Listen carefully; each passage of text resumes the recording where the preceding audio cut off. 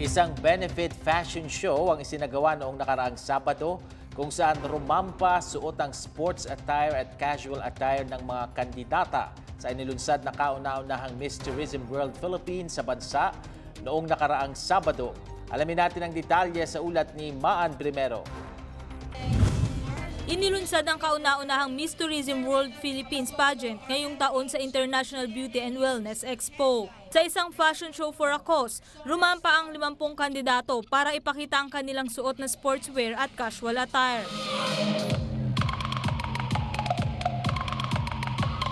Karamihan sa mga kandidato, rumampadala ang kanilang mga badminton at tennis racket. May mga nagsuot din ng boxing attire, motocross, taekwondo at mayroon ding nagsuot ng swimsuit.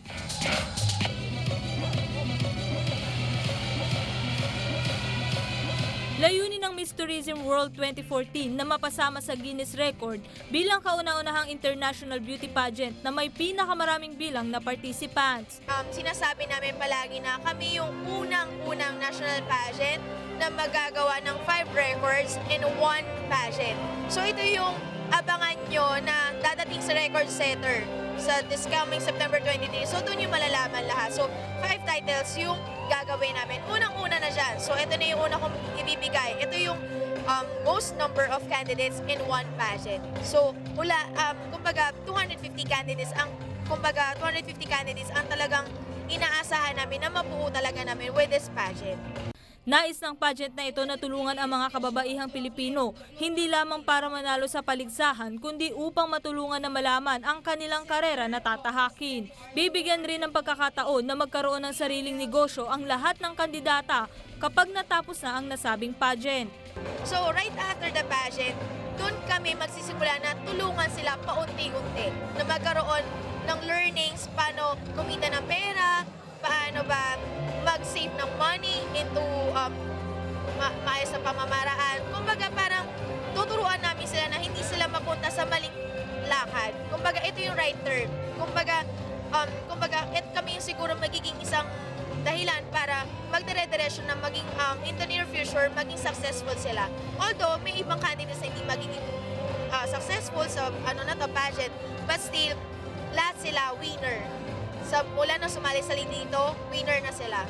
Bibigyan din sila ng pagkakataon na mag-travel at i-promote ng mga kandidato ang kani-kanilang munisipalidad sa United States at sa iba pang bansa sa pamamagitan ng pageant events at iba pang show.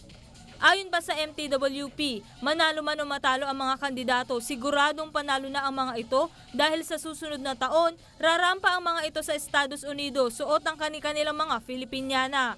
Mapupunta sa God's Special Children Incorporated at sa Red Cross Mandaluyong ang kita mula sa nasabing fashion show. Actually, itong benefit fashion show is for God's Children Inc.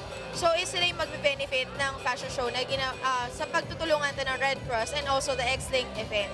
So, ito is kumbaga talagang kusang loob na binigay ng the Miss Tourism World Philippines Foundation Inc. 5 world records ang susungkitin ng mga kandidato ngayong darating na September 23. Ako po ang inyong kaibigan, Maan Primero para sa Newsline.